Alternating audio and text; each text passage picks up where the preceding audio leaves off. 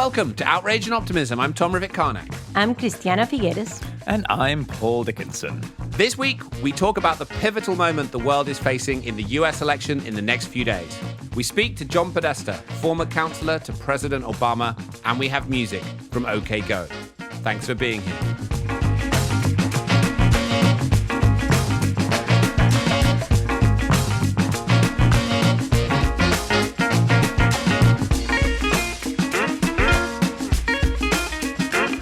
So friends, we do our very best on this podcast to not get blinded by the distraction that is the current president of the United States. But this week, I think we're just going to have to give into it and focus on what's happening, because there's nothing in the next week that is going to be more pivotal than the US election that, of course, is taking place next Tuesday. Right now, according to our friends at 538, which is where I like to go most for my predictions, and of course, we should look at this with a fair degree of caution given what happened last time, there is an 88 in 100 chance that Biden will be the president of the United States, president-elect from next week, with all of the different implications that brings for the future of our climate. Now, John Podesta, we will have on later. There's no one better positioned to talk about whether those numbers are real, but let's just talk about what's at stake. Christiana, you negotiated the Paris Agreement under a very different president. You watched this president come out and effectively announce his commitment to withdraw from the Paris Agreement. What does it mean to you to watch this election now and to see what's at stake, and how are you feeling when you face what's going to happen next week? Well, next week is going to be actually momentous for climate, because on November 3rd, we will begin to see the results of that election. No telling how long that is going to take. But on November 4th, the United States will present its withdrawal letter from the Paris Agreement. Do you think that will happen? Sorry to interrupt you. Do you think that will happen whatever the result?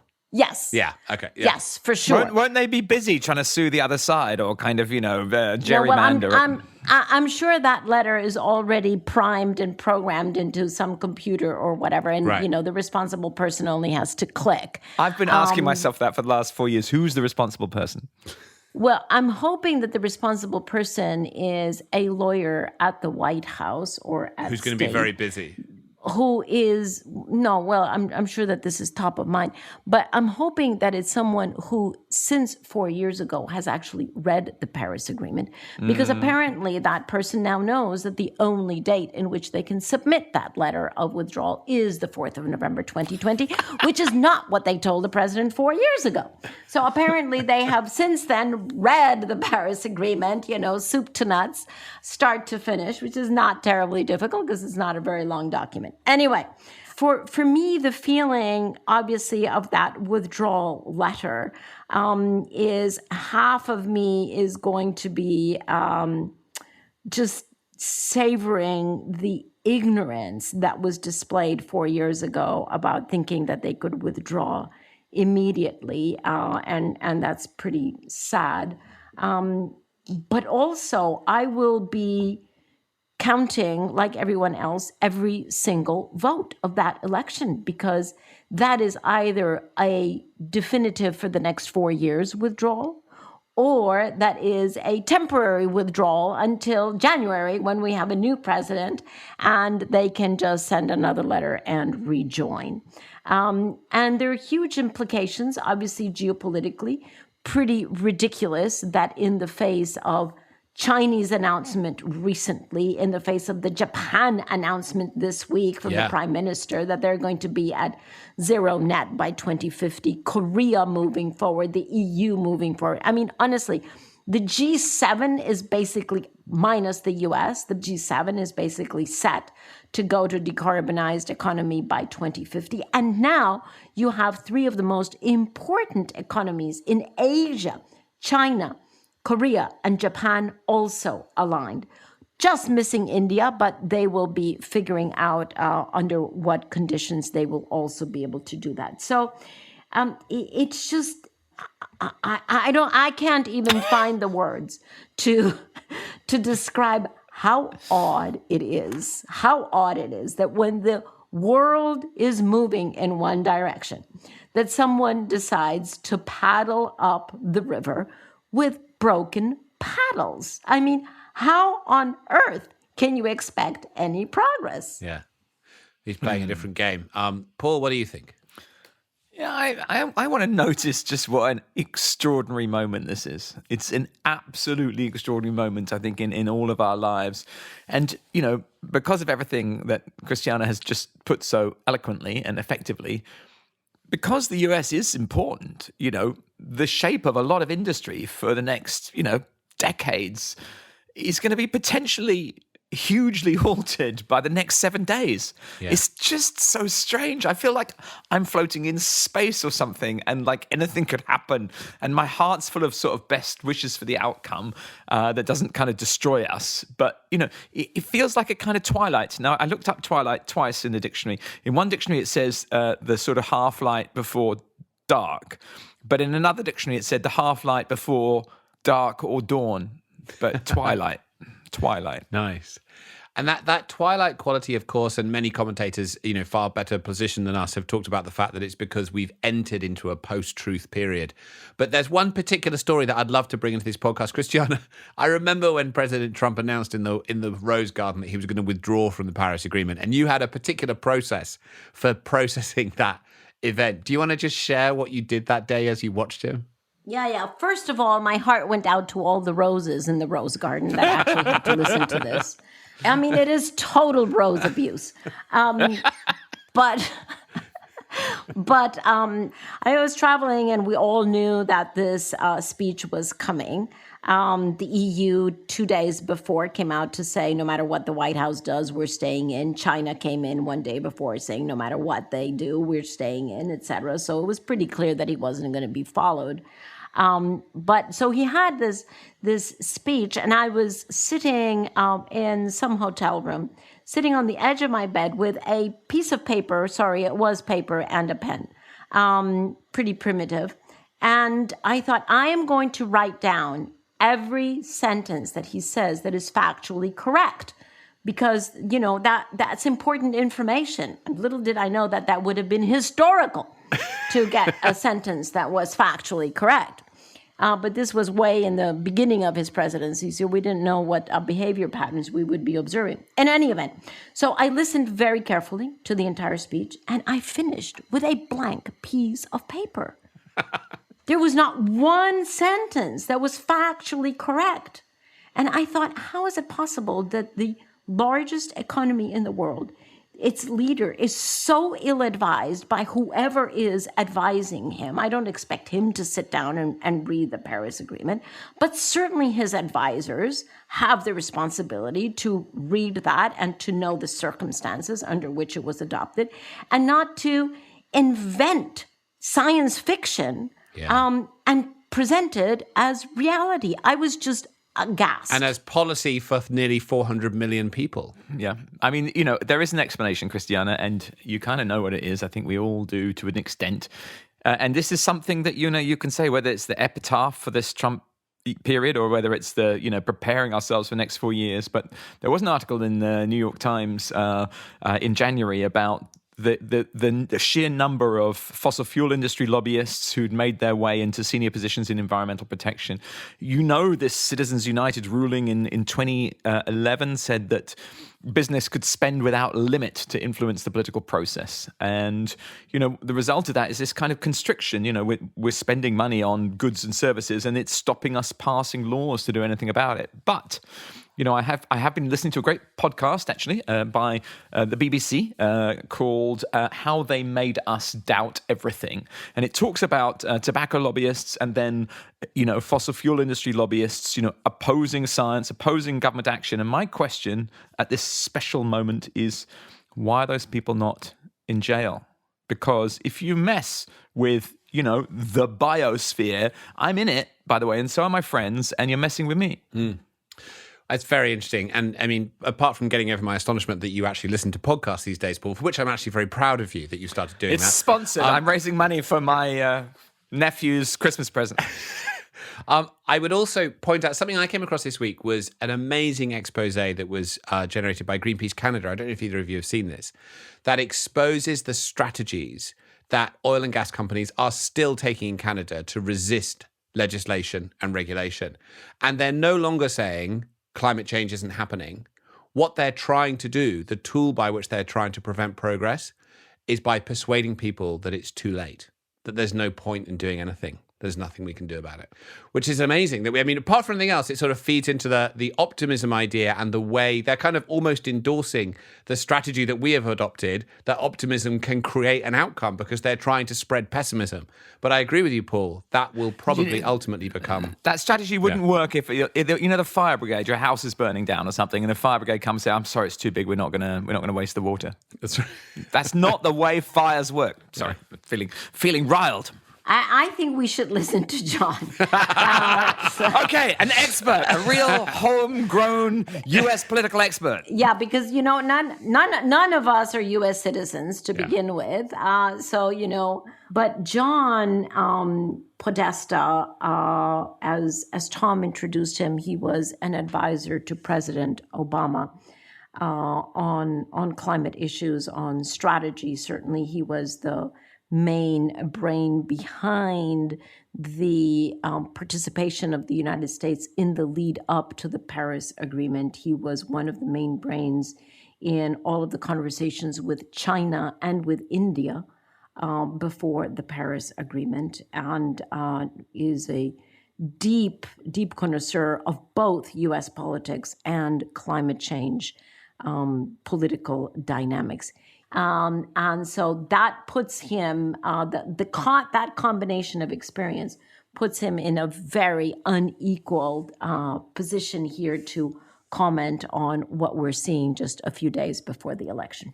And to go right back, Chief of Staff to Bill Clinton, right? His involvement in presidential politics goes back decades, right? And head of the Center for American Progress.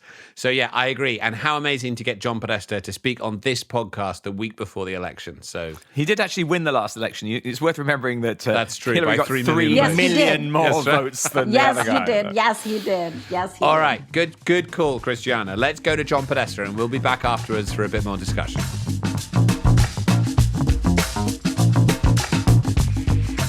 John, what a pleasure to have you on Outrage and Optimism.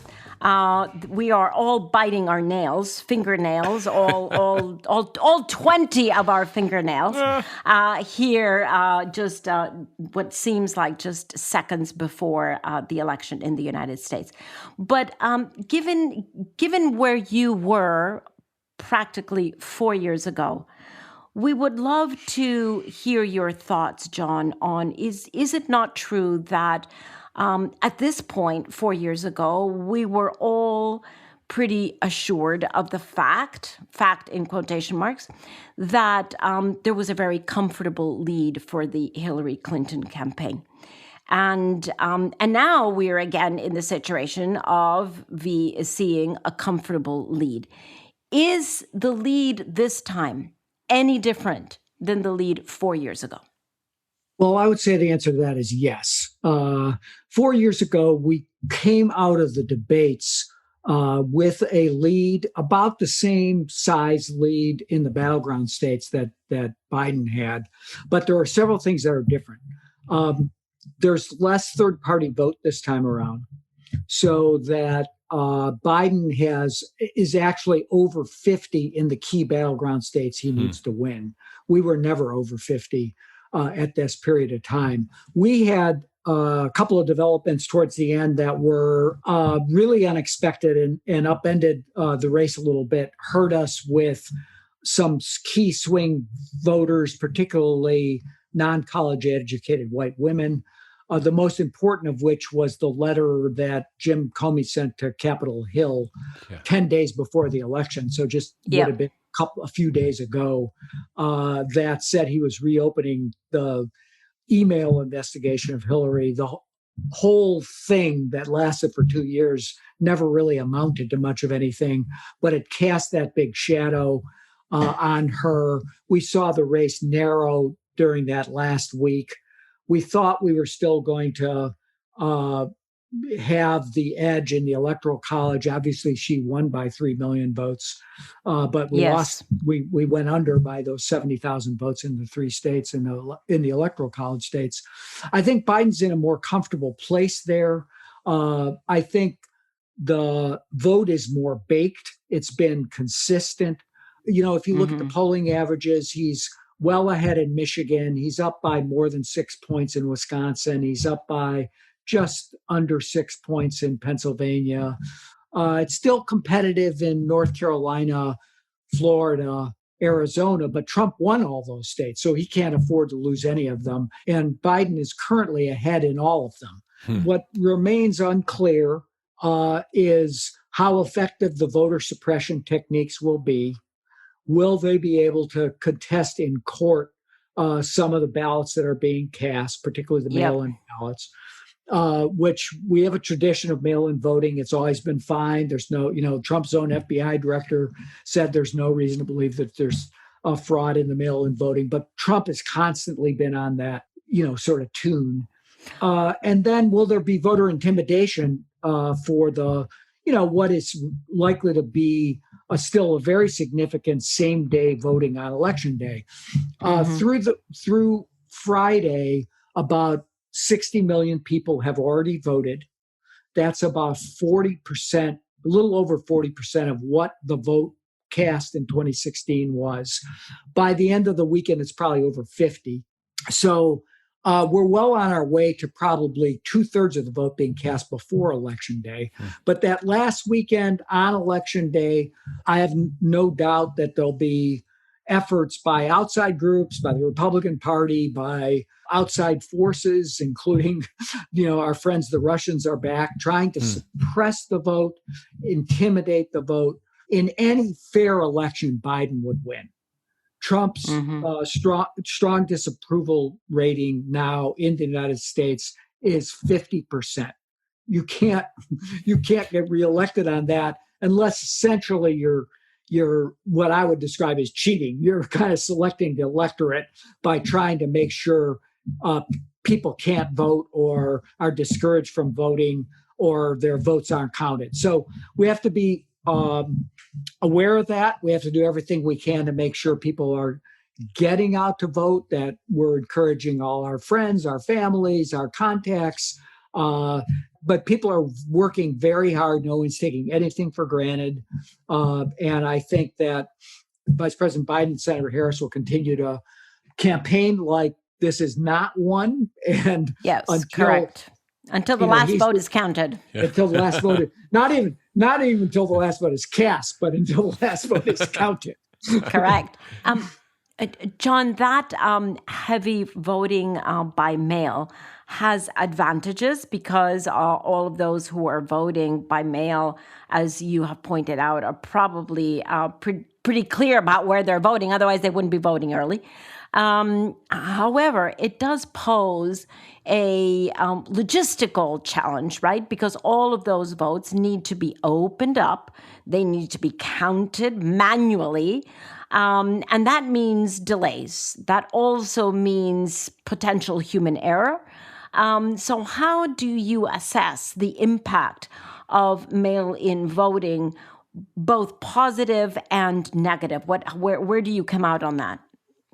Well, look, I think we should be making it easier for every person to be able to cast the vote. That's their right as a citizen, and that's what we should be after. And particularly given the dangers of COVID spiking in the United States, really across the country at this point, but particularly in some very, very hard-hit states, people should have the ability to mail in vote or vote Absolutely. in person early or vote on Election Day. It should be their preference. They should be able to make a plan.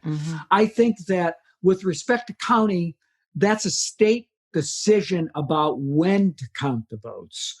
So some states are already counting. Counting, correct. I think Florida, is that right? Florida is counting its mail-in vote. Other states won't begin to open and count the votes until Election Day. And that's what causes the delay in getting final tallies.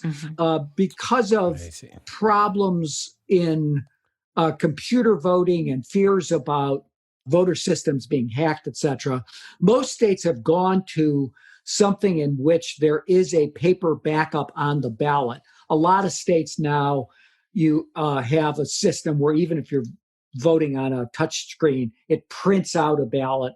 You can look at that and then you file that. That's essentially similar I was actually just voting in the District of Columbia where I live. You fill out, you fill in the circle, you put it in a security envelope, you put that in another envelope, you sign it. You can drop it off or mail it in. Mm-hmm. You can check to see that your vote has been received. And so there is security in that. When it comes to counting, I'm not so worried that there'll be human error as much as that there'll be attempts to disqualify a lot of ballots. The Republicans have a major operation underway, tens of thousands of volunteers and lawyers trained to try to challenge because the signature was tilted a little bit too much and ran over a line or whatever to try to throw or out. the corner of the paper is folded over. Yeah. So in past elections, like California, probably 50% is mail-in. Colorado, 100% is mail-in. Oregon's 100% mail-in. In those states that do a combination of both, mail-in ballots do get thrown out a little bit more than obviously going to the polls because people forget to put their signature on the envelope or whatever. Mm-hmm.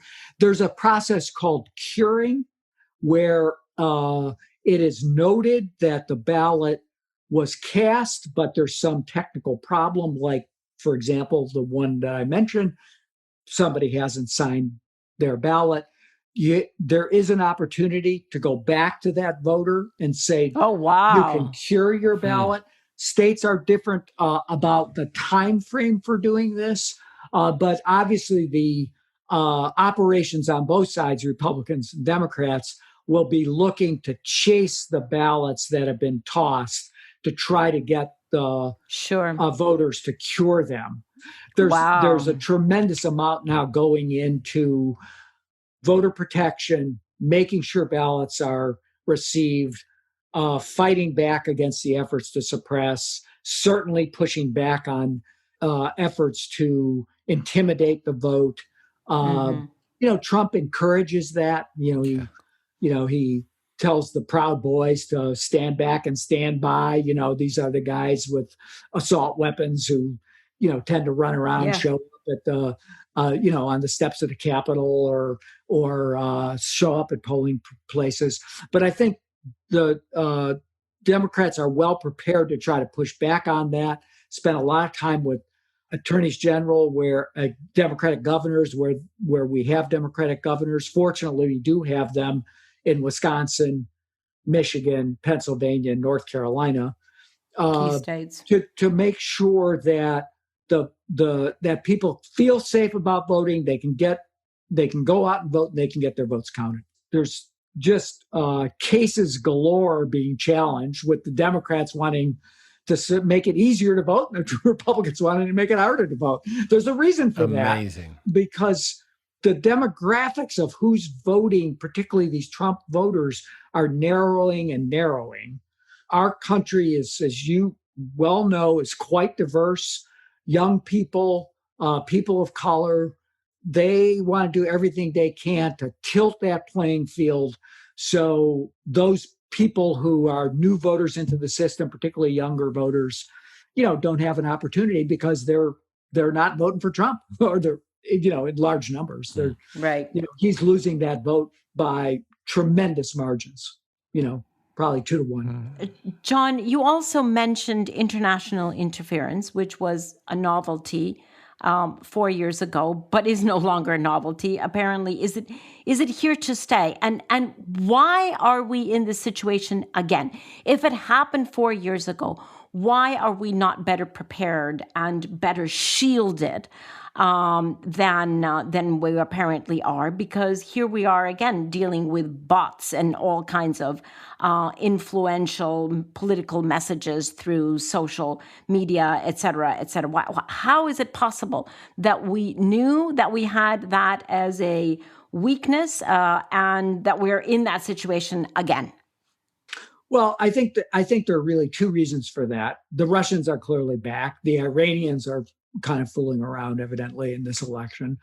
The Chinese tend to run more traditional intelligence operations against the campaigns, as they did in 2008, probably did in 2016, although it was never reported. And there's some indication they're doing that now. But the reality is Trump benefited from it. He encouraged it in 2016. He asked the Russians to interfere in the election. He benefited from it. He got impeached by asking the Ukrainians to interfere in the election against Biden in 2019. And so his administration has done precious little to take the problem seriously, try to do as much as it could.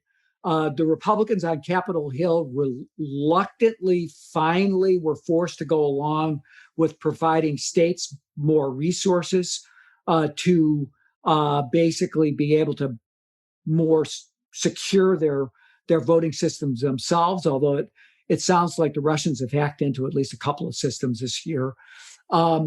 So it's definitely a problem. But one of the reasons it's a problem is because the president thinks it helps him. And he's always had this going back to 2015 and 2016. He's got this love affair with Vladimir Putin.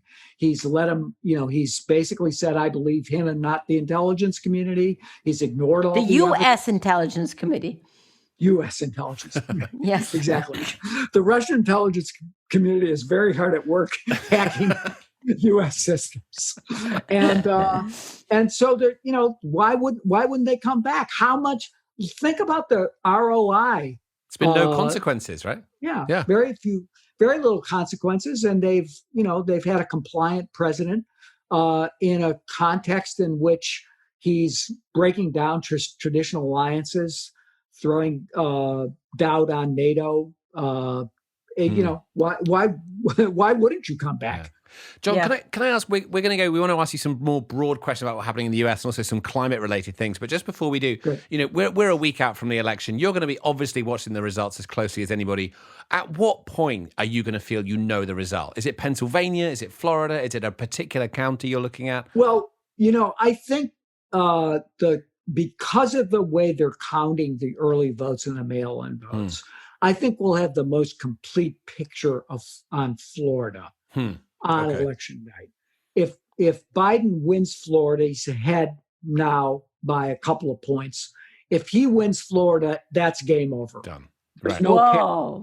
There's no path for Trump if Biden wins Florida. Because he's going to do better in those upper Midwest states than he's going to do in Florida. So it's beyond Trump's reach. Okay. Notwithstanding their rush to get this Supreme Court nominee filled. Yeah. Right. It's just beyond his reach to win. And we might know that on election night. It might take a little longer. Obviously, in 2000, it took till December to get the final results. Exactly. Do we remember that? Yeah. But you might know that on election night because that will be the most complete vote counted. I think even if it's still just quite narrowly, within 10,000 votes in Florida, the way it was in 2000 in the Bush v. Gore race, I think that's a very, very bad sign for Trump.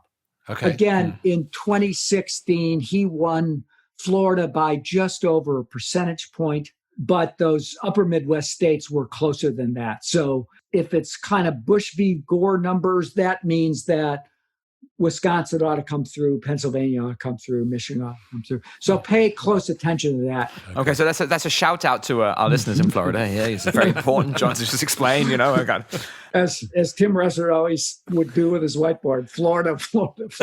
I don't think it's decisive. Pennsylvania is probably the decisive state. Okay, but we may not know that on election day. But we might not. But Pennsylvania is not going to have. Yeah. They'll have a lot of the vote out on election night, so it'll be a little bit less clear. Okay. Yeah. I mean, there's probably been, 12 millimeters of sea level rise since the last election, so probably Florida's thinking more sensitively about this. And we'll come on to ask about climate change, but John, can I just ask you a really big question? I live in little old England on the other side of the ocean, small old country, and long story short, What is going on in the USA? I mean, you know, the great republic, the United States of America, were really quite a normal country and much admired around the world. And what went wrong? I mean, you've talked about a corrupt president. You know, was the problem Citizens United? What went wrong? Well, look, I think it's been going on for a generation of this push to a nationalist, authoritarian right politics of hate and division. You certainly see it in Europe. The difference is we have a two-party system. So it expresses itself a little bit differently in multi-party systems where you have that hard authoritarian nationalist right be sometimes in government, sometimes not in government, present. Here, it captured the Republican Party. Mm-hmm. You know, kind of started with Gingrich. Maybe I would say it was kind of interrupted by Bush. You know, we sometimes forget this, but when Bush campaigned in 2000 as a compassionate conservative, he was running really as rejecting that hard right negative push of Gingrich. Interesting. And obviously McCain didn't embrace it. Romney didn't really embrace it. And Trump came along and he found a way to both find that core of voters who were really angry about the social changes in this country. He tapped into the economic anxiety and the effects of globalization, which you felt in Brexit, you know, and you see the difference in voting patterns. He tapped into that and gathered up some other voters there. Some of the switch from Obama, Trump back to Democrats in 2018, and I think to Biden in 2020, are those voters who felt really squeezed by the trade, by forces of globalization, by feeling kind of left out and left behind, and that's been part of what you might think of as the swing vote, but that core conservative vote really consolidated around a message of conspiratorial right-wing nationalism that was aided and abetted by social media. Yeah. When I was asked about what's different, you know, that's still not different enough.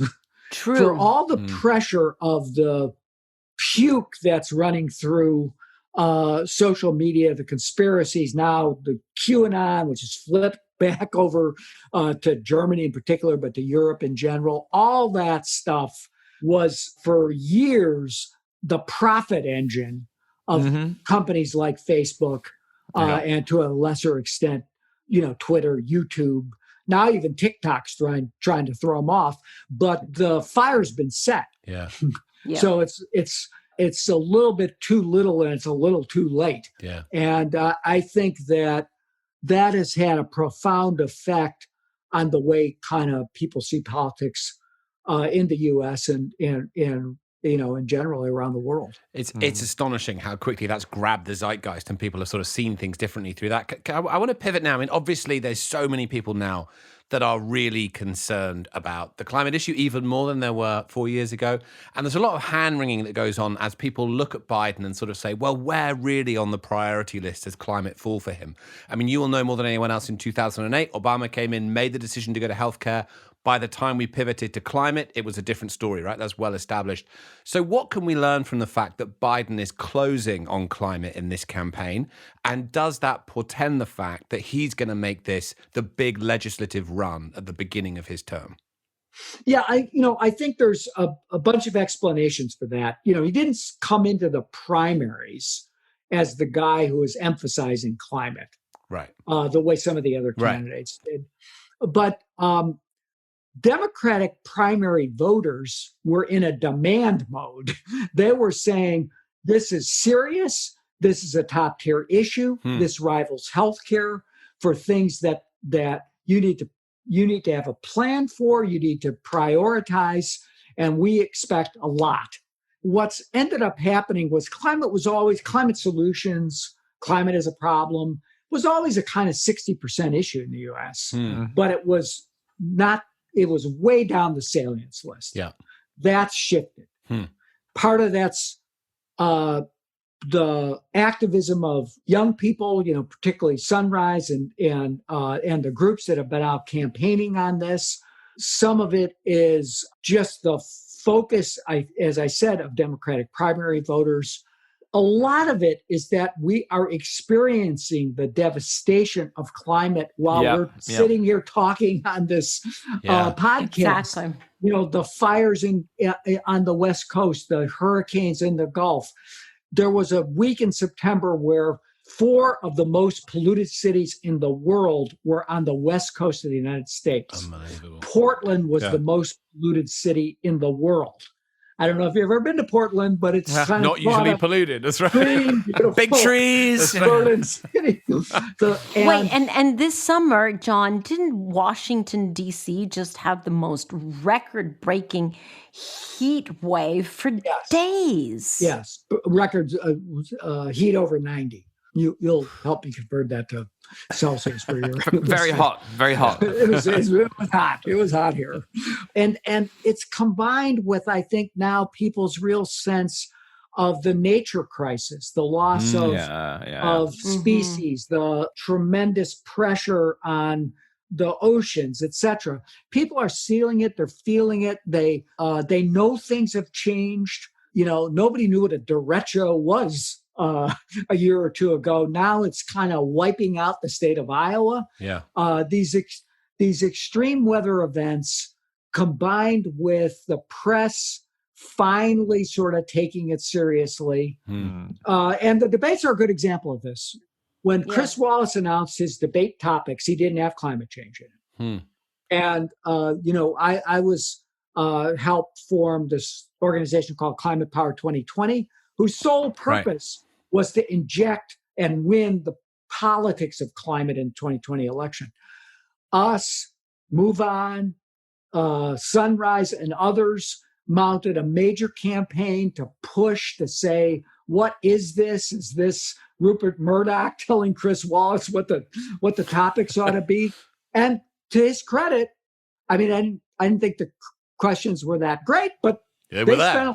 It was there. They were there. And by the time we got to Kristen Welker, came up in the vice presidential debate. By the time we got to Kristen Welker, people were actually pushing in and saying, these are the questions, don't just ask, do you believe in climate science? Yeah. That's like not debatable. No, she definitely had a different level of questions by that time. Check in on environmental justice. What's this doing to poor people? What's your plan to deal with it? Yeah. Biden committed the truth. We need to transition from fossil fuels. That's got to take place over some period of time. It's not going to happen overnight. He's got plans to do it. And, Trump, in his own way, lies about whatever Biden said. And I think he thinks this is going to win Pennsylvania for him, et cetera. Biden is, his team is probably, in my view, over-explained what he said. He should just tell the truth. This is a crisis. We need to deal with it.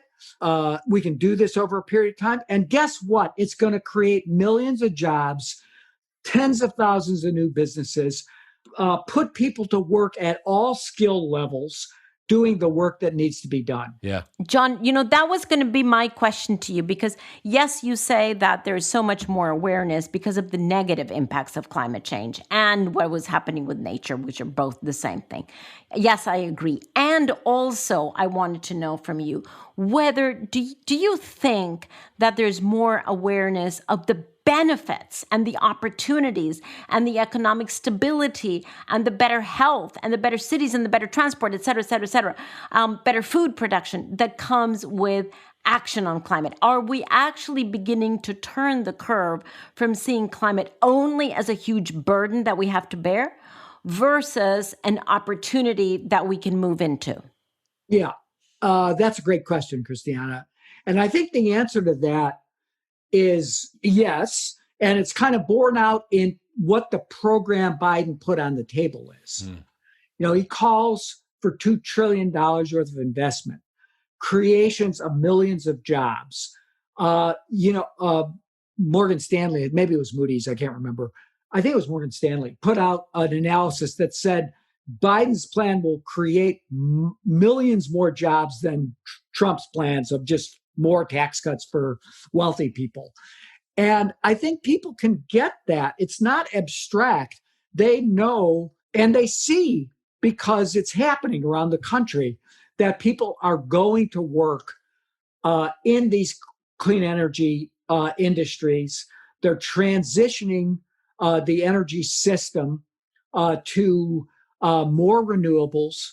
The price of electric vehicles has come down. It's going to cross over. It'll be not the all-in life cost, but the actual showroom sticker cost is going to cross over pretty soon. So I think people get that that's the future. They know that's the future. Thank God. It's about time. It's coming. There are now state-based networks that it began in New York called Climate Jobs. There's a Climate Jobs National Resource Centers made up of state-based local unions who are coming together to push for legislation that would transition the energy system, invest in efficiency, do it with union labor for high-paying jobs. And so these are frontline workers, frontline unions are saying, let's get on with the program. You know, we can build a lot of offshore wind. We could transition. In Illinois, there's a big push to put solar on all the public school buildings in the state. There's opportunity, and even the organized sector see that that's their future. And that's happening all across the Midwest. It's happening in the Northeast. It's happening in Texas. It's happening in California. People are saying, I want to get on with this. I want to be part of a future that's going to produce a cleaner environment, a healthier society, avoid the risk for sure, but put people to work doing that work. But it's amazing. I mean, what's so interesting about the fact that we've reached this moment where people are seeing it as an opportunity, the risk is becoming clear, it's becoming this presidential priority in a campaign the way it's never been before. And yet we have the unbelievable spectacle of a Supreme Court justice being appointed within a week of an election. Now, traditionally, right, a president, if they couldn't get legislation through, would go the regulatory route. Right. But I wonder now, given the 6-3 conservative majority, whether that regulatory route looks at least as difficult as legislation. So I wonder whether, in your analysis, is there any path to the US doing something really meaningful on climate without filibuster reform and adding justices to the court? Is that the only way to get this to happen? No, it's not the only way. Okay. But we Democrats have to control the Senate. Right. That's the trick. That's the trick. But we got to win the Senate, because if Mitch McConnell's the Senate majority, he's going to block what Biden wants to do. And but if we do win the Senate, then there's a path forward. We have this arcane procedure. It's called budget reconciliation. Yeah. It's what Clinton did in 1993 to get the economy moving in the United States. It produced 23 million jobs. His economic program passed by a single vote in the House and by Gore breaking the tie in the Senate. So it passed by one vote in each body, simple majority, produced tremendous dividends for American workers as well as the American economy overall. And I think that is a path forward for Biden. And Tom, you're pointing out something very important about the regulatory pathway now. I think there is a role for standards and regulation, and there's still the ability to do that even with this more conservative court. But you won't be as ambitious, if you will. You can still regulate power plants. You can still regulate methane, particularly in oil and gas development. You could convert public lands, which are a major source of coal production and some lesser source of gas and oil, although public waters are a major source of oil production. You can begin to shift those places to renewables and with offshore wind and onshore solar and But wind. you never would have got something like the endangerment finding, right? That happened when you were in the White House, where it was decided that the greenhouse gases were regulatory. Yeah, I think if that's a matter of first impression, you probably have a different outcome. But now I think it might be a hard precedent to roll back. Okay. But I want to emphasize this. It's the question should be asked to the Republicans: why did you pack the Supreme Court? Not to Biden, will you pack the Supreme Court? Right. I like it. That's what they did. Exactly. Yeah. And so it's challenging, but I think that the federal government, instead of resisting California's automobile program, might try to align with California's automobile program.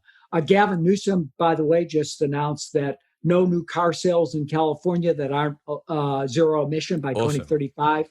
That was awesome. Yeah. He also just signed an executive order that will protect 30% of California land, state waters and land by 2030, consistent with the global push at the Convention on Biodiversity. Biden has pledged that at the national level. He'll have a lot of capacity, authority to try to work with states, private landholders, the agricultural community to do better protection of land and oceans. But there's way big ways to go in terms of land protection. But we need that to kind of regenerate the biodiversity, the species. That's really important in the ocean environment, particularly for these, top of the food chain, pelagic. Is that what they're called? I can't remember. That's impressive. That's impressive. John, we would love to keep poking here at your brain and knowledge, but sadly, we have to bring the episode to close. And I can't do so without asking you perhaps the most challenging question of all, if you're up for it. Sure. Here we go. As you look back at the last 4 years, Trump administration, can you find anything good, productive, constructive for the interest of the United States, either domestically or internationally? I would say it remains to be seen how this ultimately plays out. But nurturing the deal between the UAE and Israel, which I think the UAE nurtured more than U.S. nurtured, but followed by Bahrain, followed by Sudan. I don't know. That really leaves the Palestinians out in the cold. So how that's what the last chapter of that story is going to be, I don't know. But that is probably might be the only spot where I think, well, maybe they did the right thing on that. Everything else foreign domestic is a disaster. it's like the stopwatch is right twice a day or something, Wow. Okay. Well, John, thanks very much. And we always close out by asking our guests whether, with the perspective of both the wisdom of the past and the view into the future, are you feeling more outraged about what we're seeing or more optimistic about what we might see? I started in presidential politics 52 years ago.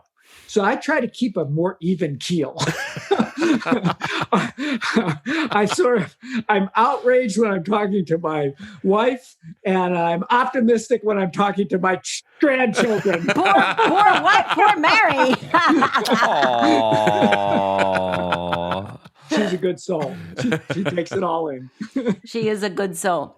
John, thank you so much. This has been so insightful. We so appreciate you taking the time. Just a week to go. We're going to be watching, as I know you will. We are all, as 3 non-US citizens sitting on the line, the rest of the world is behind you. So indeed, hoping for a good result in a week's time. I know if the citizens of the world could vote how the election would come out. It wouldn't be close. Yes. Indeed. Sure. Maybe that's the novelty, right? Not illegal interference, but open participation of the whole citizenship of the world. we might lose a few precincts in Hungary and Moscow, but I think the world would I probably think it would get lost in the mix. That's right. John, thank you so much. All right. Talk to you. Thank guys. you. Bye-bye. Bye-bye.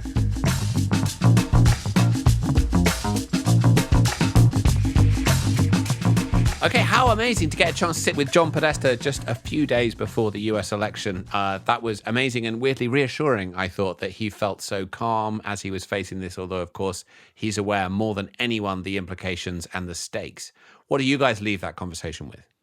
I listened to a podcast that Hillary Clinton did herself 2 days ago, also where she was asked what she sees differently. And she, not surprisingly, she agrees with John's arguments of why this is completely different. She also points out in that podcast that this whole the influence of social media and the international influence in U.S. politics was completely new 4 years ago. Everybody was caught sort of by surprise. Yeah. And she says that it no longer catches anyone by surprise.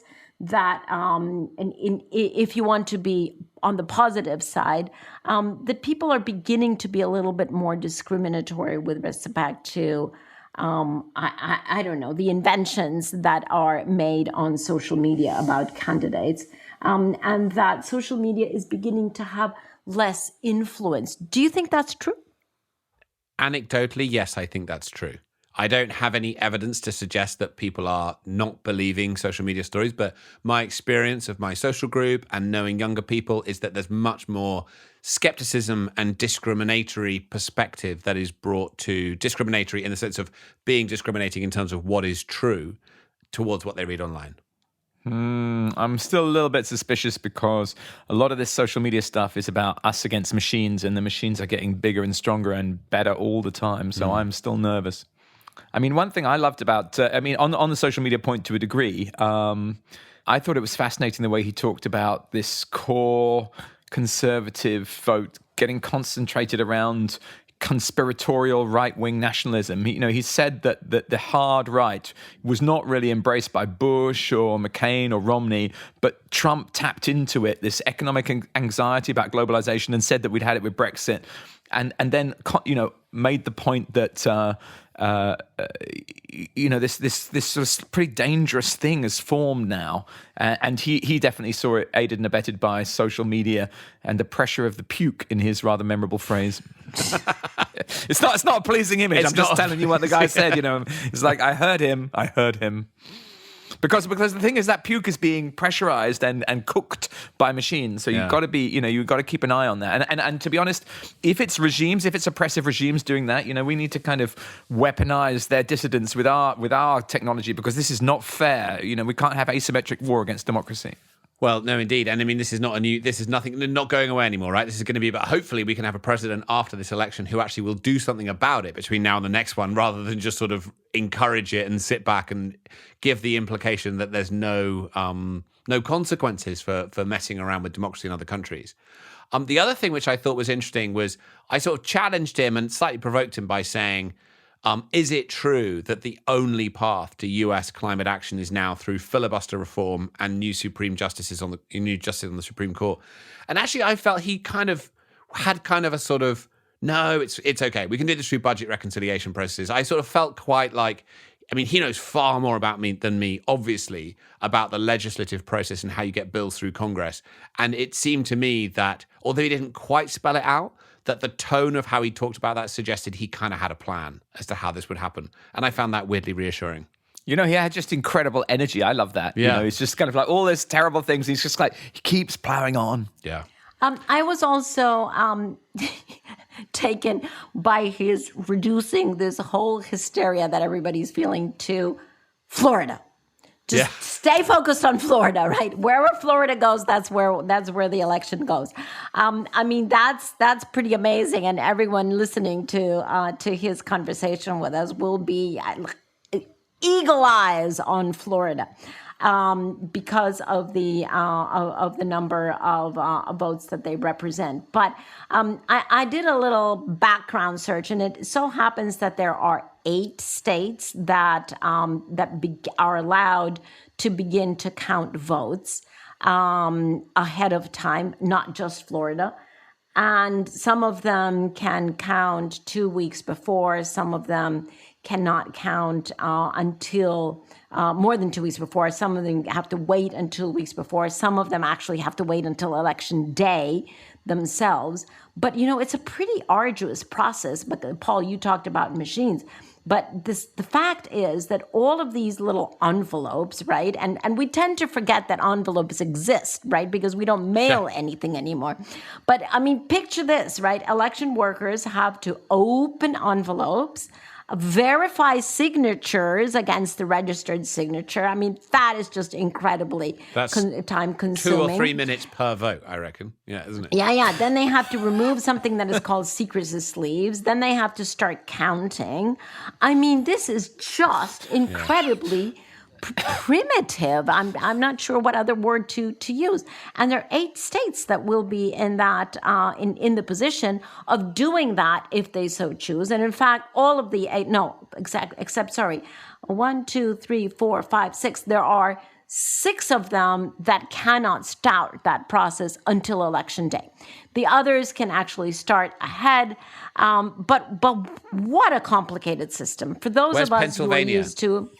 Pennsylvania starts on election day. Oh, wow. Okay. By the way, I'm laughing because there is just the funniest thing. If anyone who wants to look out for on Google or YouTube or whatever, it's from the Onion News Network, and it speaks to the alternative, Christiana, and it's a fictional election where a voting machine wins and becomes president. So you've got to look out for that because if you let the machines run things, you might get a bit of a surprise. Now, Christiana, can we ask you a question from a listener? Someone has asked, what are the financial implications for the United States of withdrawing from the Paris Agreement?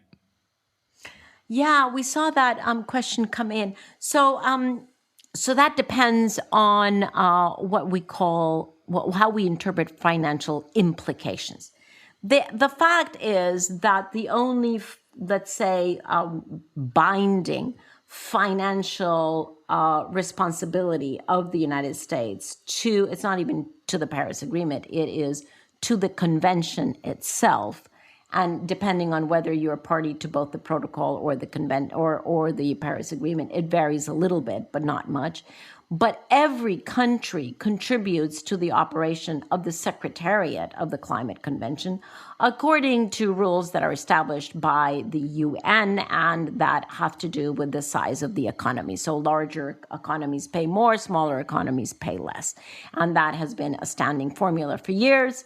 And so the United States pays a sizable portion. Now, if I remember correctly, and I'm really digging down into the bottom of my memory here, I think the United States tab for that is about $15 million for 2 years because they pay for 2 years at the same time. And I think I remember, but Tom will remind me if this is true, that the United States actually flatly refused to pay that already several years ago, at which point Mike Bloomberg came and said, well, if the U.S. as a government is not going to pay, I'm going to chip in because this process has to continue. Right. And so that is actually the only financial obligation of the United States, which has now been paid by a U.S. citizen. Out of small change, I should mention. Yes. Found it behind the sofa. Exactly. But that's the only true obligation. Then there are other, I would call, goodwill gestures that countries participate in, such as, for example, the contribution to the Green Climate Fund or the contribution to these 100 million total that are supposed to be put there so that developing countries can meet their outsized vulnerability to climate change, none of which, or not all of which, is expected from the public sector. Most of it is actually coming from the private sector as investments, for-profit investments. So it's not that big a deal, right? And that was one of the lies that Trump said in the Rose Garden speech, as I say, poor roses, because he said, that the United States was forced to do this against their will. No country was forced. And he said that the United States had to pay these, huge sums into the process, all of which is just completely erroneous, misinformed science fiction. Deceitful. No, well, that's great. Thank you for taking the time to answer that. And we love questions like this. So other listeners, if you want to send us in questions, we'll do our best to answer them, or maybe we'll do a Q&A at some point in the future. But that was great. So now this is the end of our last conversation before this consequential moment. Oh my gosh. Yeah. So at least we hope so, right? Next time we see you, at least the US will have voted. We don't know if we'll know the response, but we're going to keep talking about the US next week, of course, and we will bring you analysis. Whatever happens, we'll be back next week talking about where we are and what that means for climate. So we should say, good luck, everyone. We'll see you on the other side. And we're leaving you with a great piece of music to carry us through. So OK Go, you've probably heard of them. They're a very well-known band. Their career has spanned many decades. They first formed in 1998 in Chicago and then moved to Los Angeles. Their career has included award-winning videos, the establishment of a DIY transmedia mini empire, collaborations with pioneering dance companies, tech giants, animators. OK Go is a band at the intersection of music, visual art, technology, and science. Their music has been encoded on the strands of DNA and played at President Obama's 50th birthday party. And I particularly love this piece of music, and it has a real piece of meaning for me. So a few months ago, I recorded a TED Talk in the woods near my home in England. And the night that came out, which was at TED 2020, the prequel, we were right in the middle of the first lockdown. And that evening, which was, of course, was all virtual, OK Go played a piece of music that they had been working on during the lockdown. And it's called All Together Now. And they wrote it because they were inspired by an op-ed that was authored by Rebecca Solnit, who's been on this podcast. And she talked about the fact that at that moment, it was like we were all in a chrysalis. A chrysalis, of course, is this moment in the life of a being, a caterpillar on its way to being a butterfly. And I'm sure the listeners know this, but the caterpillar becomes completely liquid. It loses all of its form, but it's full of complete potential to then reform in the form of a butterfly. That's how it makes such a transformation. And they wrote this song, which they all performed in their various homes. And I'd encourage you to watch it on YouTube. And at the end of it, they then all walked outside and Los Angeles was applauding for essential workers. Now, I've always loved this. I first heard it that night, and I think it's particularly relevant now because this moment of latent potential that we're about to realize what's going to happen in the next week really made me want to play that this week. And I'd just like to recount and listen to the lyrics really carefully. There's one of them that really stuck out for me, where the singer says, "Nothing changes until one day it does, and then there's no going back. Our best selves and our worst selves live in the moment there, sparring over who draws the new map. And though the lights may look unchanged, everything depends on who wins that game." Whoa. This is OK Go, All Together Now. We'll see you next week. It's all still the same. Everything's untouched, but forever changed. Oh, we're all still the same. Everything's untouched, but forever changed.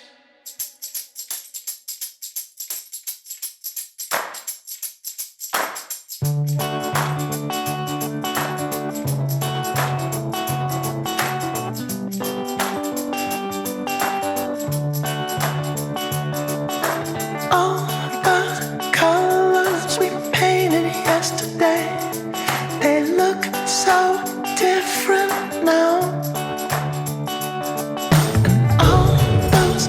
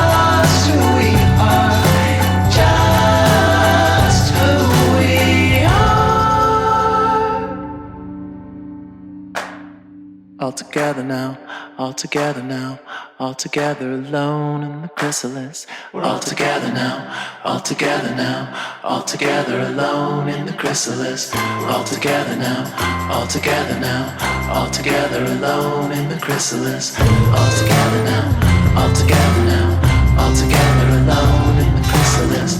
We're all together now, all together now, all together alone in the chrysalis.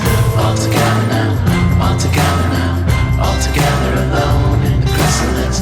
We're all together now, all together now, all together alone in the chrysalis. All together now, we're all together alone.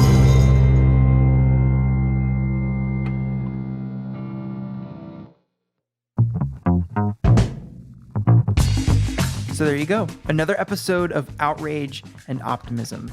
My name's Clay. I'm the producer of the podcast. If you're joining us for the first time, second time, or what is it, 76th time, welcome. It's so good to have you here at the end of the show. I take this part of the podcast to not only thank everyone who makes this podcast possible, but to provide you with some resources to take action on climate, connect with others, and learn more. So thank you for joining us. Be sure to hit subscribe and meet us back here next week.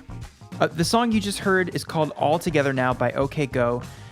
They filmed the video, obviously OK Go style, which if you don't know what that is, go to YouTube immediately. You can watch this video from the song online, and there's a really special moment at the end, and you don't want to miss it.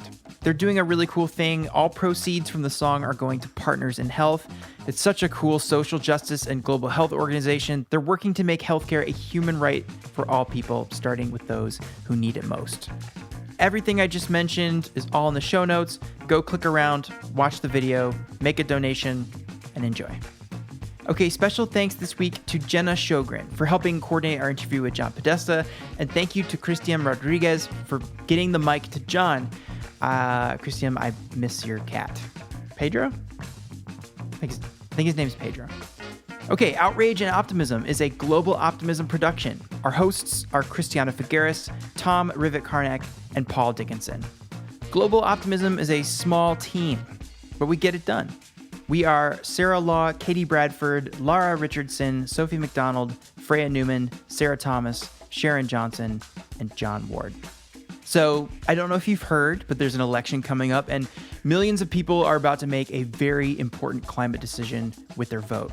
Our social media team has just posted Carbon Brief's Candidate Climate Action Commitment Tracker, it's a mouthful, that shows the candidates' climate commitments side by side. It's so informative and really helpful for helping friends and family see what the two U.S. candidates have to say and, again, what they've committed to if they're elected. You can check out the tracker and so much more by looking up @Global Optimism on Twitter, Facebook, and Instagram. Oh, and LinkedIn. Can't forget about LinkedIn. So if you love this podcast, it means the world to us if you could rate us and write us a review. We read every single review that comes through. We often WhatsApp message together about them. And when you write a nice review, it's making smiles happen around the world. Thank you. Okay, we can do this. Election's coming. We're going to be back here next Friday. And, who knows what we'll know at that point, but we're going to be right here. So there's only two things left to say. Number one, if you're a U.S. citizen, vote if you haven't already. And two, a word of advice for the upcoming days from Samuel L. Jackson in the classic cinematic blockbuster film Jurassic Park. Hold on to your butts. See you next week.